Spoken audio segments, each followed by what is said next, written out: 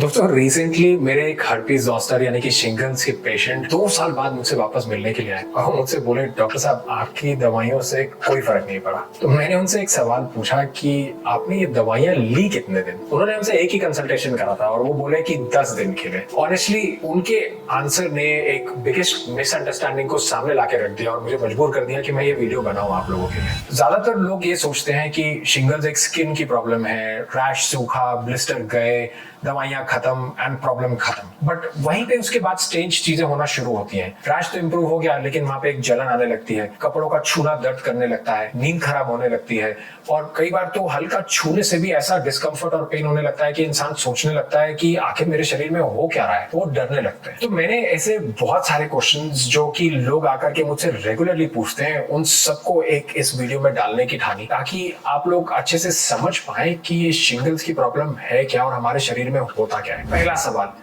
क्या शिंगल्स यानी कि पोस्ट हर्पीज के जो बाद जो दर्द आता है या जो हर्पीज जोस्टर का इन्फेक्शन है, क्या वो एक आदमी से दूसरे आदमी में स्प्रेड हो सकता है? ये कॉमन डर है और बहुत लोग कंफ्यूज हो जाते हैं शिंगल्स और चिकन पॉक्स के बीच में। शिंगल्स जो है वो एक कॉमन कोल्ड या फ्लू की तरह नहीं फैलता है, आप किसी के साथ बैठ करके उसको कैच नहीं कर सकते। लेकिन हाँ, जब ब्लिस्टर्स आते हैं तो वो ब्लिस्टर्स के अंदर जो फ्लूइड होता है उसके अंदर जो ओरिजिनल चिकन पॉक्स का वायरस होता है वो होता है। तो अगर एक आदमी को चिकन पॉक्स पहले कभी नहीं हुआ हो या उसने कभी उसकी वैक्सीन भी ना लगाई हो तो इन लीजन से एक्सपोजर होने की वजह से उसको चिकन पॉक्स जरूर हो सकता है, शिंगल्स नहीं। शिंगल्स का मायने यहाँ पे है हर्पीज जोस्टर का इन्फेक्शन या उससे उठने वाला बाद में दर्द। हम इस कॉन्टेक्स्ट में बात कर रहे हैं। सो जब ब्लिस्टर्स आ रहे हो यानी कि जो ब्लिस्टरिंग फेज होता है तो इट इज इंपॉर्टेंट कि हम रैश को कवर्ड रखें।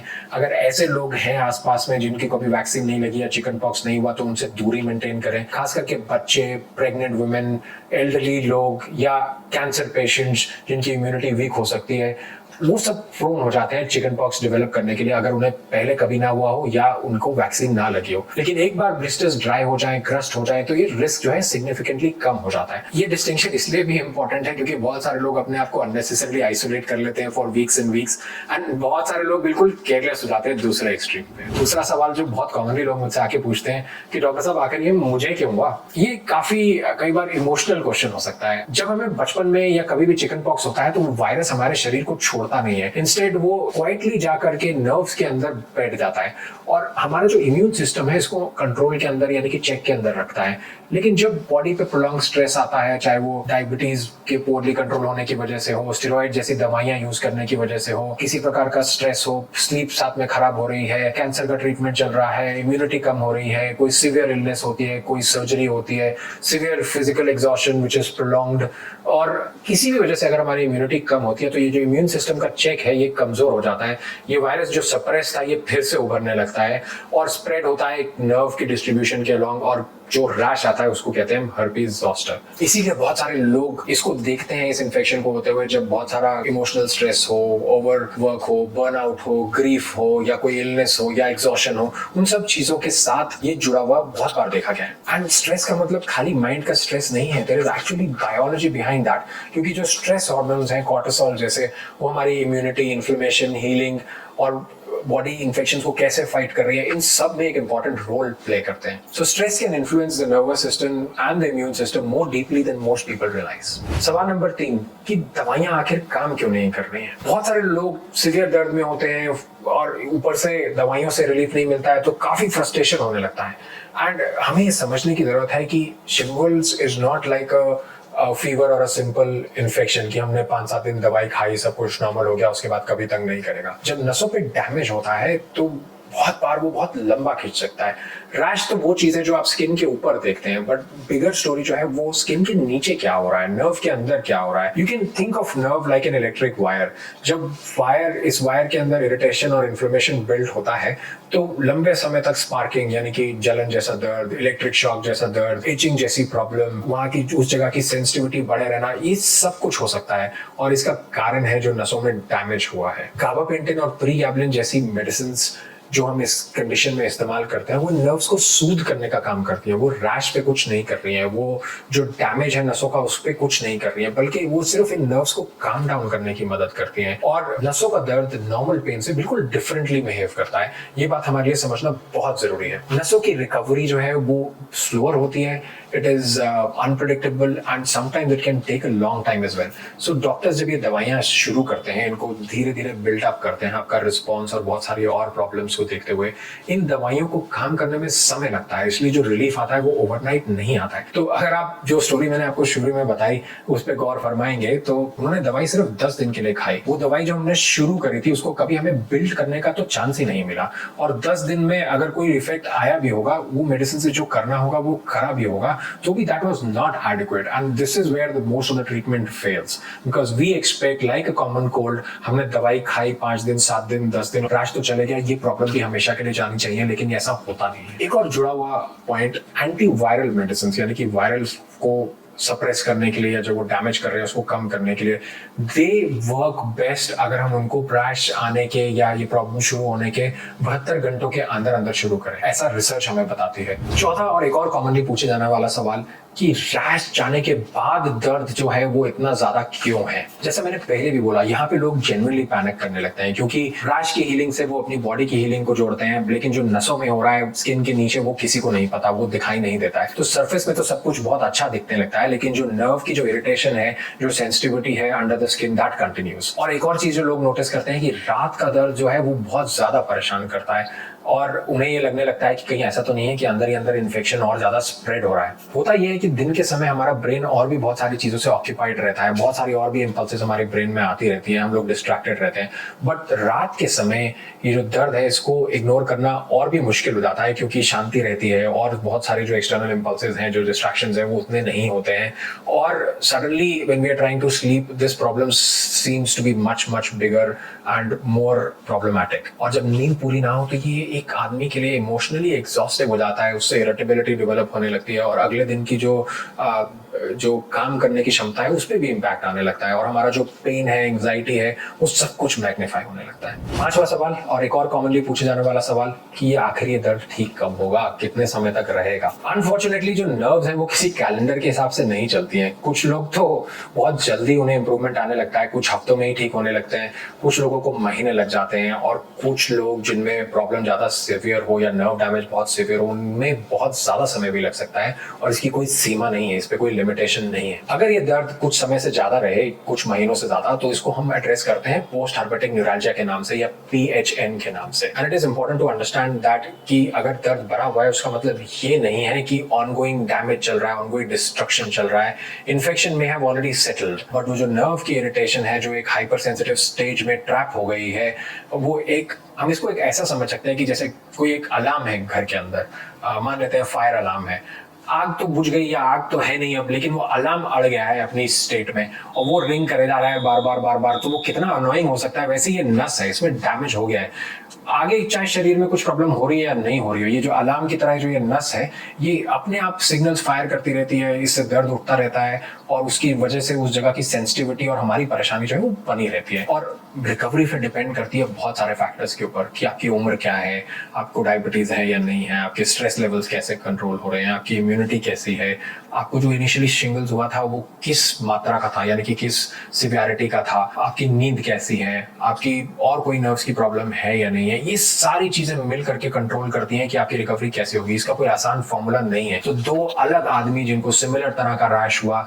उनकी रिकवरी टाइमलाइंस बिल्कुल अलग हो सकती है, and this is where the uncertainty kicks in another fear and you don't know what to expect. छठा सवाल, आपको चिंता करने की जरूरत कब है। ज्यादातर शिंगल्स के पेशेंट्स जो है इम्प्रूव कर जाते हैं विदाउट मेजर कॉम्प्लिकेशंस, लेकिन कुछ ऐसी सिचुएशंस हैं जहाँ पे दर्द का लंबा बने रहने की जो चांसेस है वो बढ़ जाते हैं, या वो डेंजरस प्रॉब्लम होने के चांसेस बढ़ जाते हैं, they should not be ignored. अगर आपका शिंगल्स चेहरे को अफेक्ट कर रहा है, आई को अफेक्ट कर रहा है, आपकी हेयरिंग को अफेक्ट कर रहा है, विजन को अफेक्ट कर रहा है, बैलेंस को अफेक्ट कर रहा है, फेशियल मूवमेंट्स को अफेक्ट कर रहा है, तो ये प्रॉब्लम इग्नोर करना सही नहीं होगा। साथ ही साथ अगर किसी को सीवियर हेडेक होने लगे, कंफ्यूजन होने लगे, बहुत ज्यादा बुखार होने लगे, ब्रीदिंग डिफिकल्टी होने लगे, रैश एक बड़े एरिया में आए, या बहुत ज्यादा हो, रिपीटेड अटैक्स हो रहे हो या सीवियर अनकंट्रोल्ड पेन है, तो ये सब भी चिन्ह है एक बड़ी प्रॉब्लम की तरफ। इन सिचुएशंस में हमें प्रॉपर मेडिकल अटेंशन की जरूरत है and this is where early treatment matters, because अगर आपका डायग्नोसिस ठीक से बनेगा, आपकी ट्रीटमेंट सही समय रहते शुरू होगी, तो लॉन्ग टर्म सीवियर पेन के रहने के या लॉन्ग टर्म नर्व इरिटेशन के रहने के चांसेस जो है वो कम हो जाते हैं। ये सब कुछ होता है एक्यूट फेज में, लेकिन जब ये एक्यूट फेज सेटल होने लगता है तो आता है हमारा 7वां सवाल। तो हमारा 7वां सवाल है कि क्या हमें वैक्सीन लेनी है।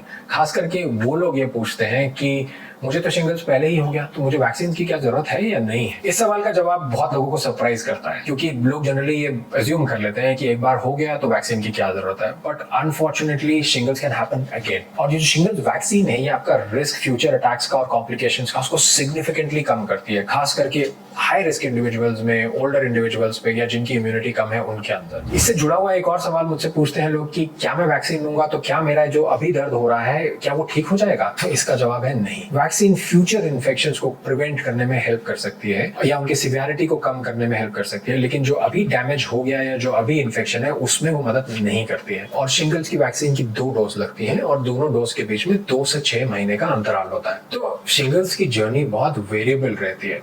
कुछ लोग दवाइयों के साथ इंप्रूव हो जाते हैं, कुछ लोग बेस्ट ट्रीटमेंट मिलने के बाद भी स्ट्रगल करते रहते हैं, and this is where the next question arises from. हमारा 8वां सवाल जो कि कॉमनली पूछा जाता है कि दवाइयां खा ली, अगर उससे आराम नहीं आया तो अब और आगे क्या कर सकते हैं। अगर आपकी दर्द सिवियर है, उस एरिया की सेंसिटिविटी बनी हुई है, कपड़े पहनने में प्रॉब्लम हो रही है, मूवमेंट में प्रॉब्लम हो रही है, क्वालिटी ऑफ लाइफ में इफेक्ट हो रहा है दवाइयां ट्राई करने के बाद भी, तो हम मूव करते हैं एडवांस्ड पेन मैनेजमेंट ऑप्शंस में। अब क्या ऑप्शन सिलेक्ट करी जाएगी, इसके बहुत सारे वेरिएबल्स हैं, यानी कि ये डिसाइड होती है बेस्ड ऑन कि कितनी सिवियरिटी है, पहले क्या ट्रीटमेंट्स हुई, रैश कौन सी जगह में है, और हम इस्तेमाल करते हैं टारगेटेड नर्व ब्लॉक्स का। उसके अलावा हम और बहुत सारे एडवांस ट्रीटमेंट्स करते हैं अगर नर्व ब्लॉक से आपको आराम मिले लेकिन बहुत लंबा ना मिले तो, जैसे कि रेडियो फ्रीक्वेंसी प्रोसीजर या क्रायोएबलेशन यानी कि नसों को फ्रीज करना। इसके अलावा और भी एडवांस प्रोसीजर्स होते हैं जैसे स्पाइनल कॉर्ड स्टिमुलेटर्स। भारी नाम है ये सब, लेकिन ये सब एडवांस्ड इंटरवेंशन है जो आई थिंक आपके डॉक्टर आपके लिए बेस्ट सिलेक्ट कर सकते हैं। इसके अलावा बहुत सारी ड्रग इन्फ्यूजन्स भी दी जाती हैं, जैसे कि हम ड्रिप्स बोलते हैं,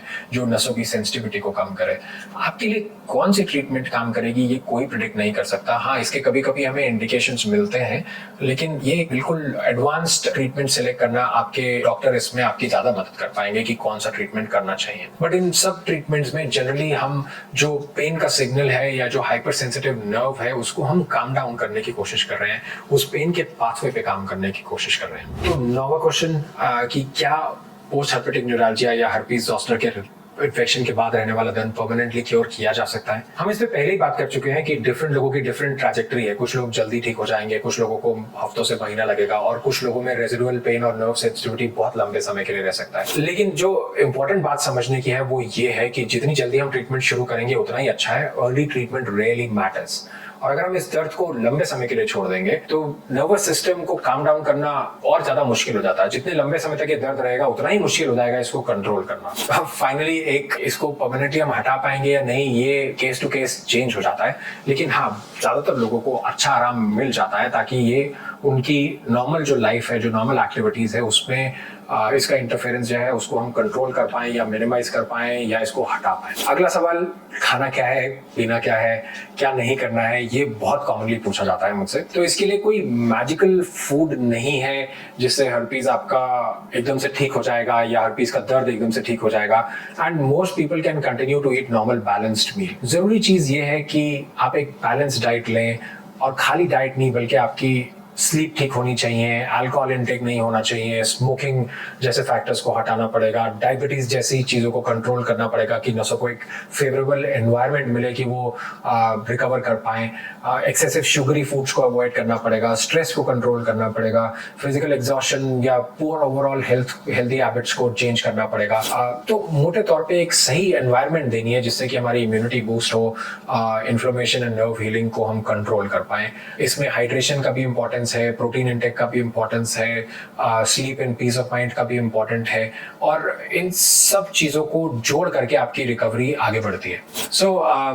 अंत में मैं आपसे यही कहना चाहूँगा कि ज़्यादातर लोग शिंगल्स को एक स्किन की प्रॉब्लम से रिलेट कर लेते हैं, बट जो बिगर प्रॉब्लम, जो बिगर स्ट्रगल अंडरनीथ द स्किन चल रही है नर्व की इरिटेशन की, उसको वो इग्नोर कर देते हैं। और अगर आप इसको समझ पाएंगे तभी आपका फियर और कंफ्यूजन जो है वो हटने लगेगा और सडनली जो हो रहा है वो that will start making sense. The good news is that many patients will improve significantly with time, with proper treatment, and early pain management is what can make the difference. तो अगर आपका भी दर्द जलन की तरह है, करंट की तरह है, उस जगह में सेंसिटिविटी बनी हुई है और आपकी लाइफ आगे बढ़ नहीं पा रही है, तो उसको साइलेंटली इग्नोर करने से हीलिंग नहीं होगा या सफरिंग चली नहीं जाएगी. You don't have to tolerate this forever. And if this video has helped you in answering some of the questions, please do share it with someone who may be struggling with the same confusion. और अगर इन सब 10 सवालों के अलावा भी आपके और सवाल हैं जो मैंने कवर नहीं करे हैं तो प्लीज़ उनको जरूर कमेंट सेक्शन में डालिएगा. मेरा ये प्रयत्न रहेगा कि मैं उनका जवाब दूं, क्योंकि अगर ये सवाल आपके दिमाग में आया है तो और लोगों के दिमाग में भी आ सकता है. So thank you for listening to me, and this is Dr. Amod Manocha from International Pain Center signing off.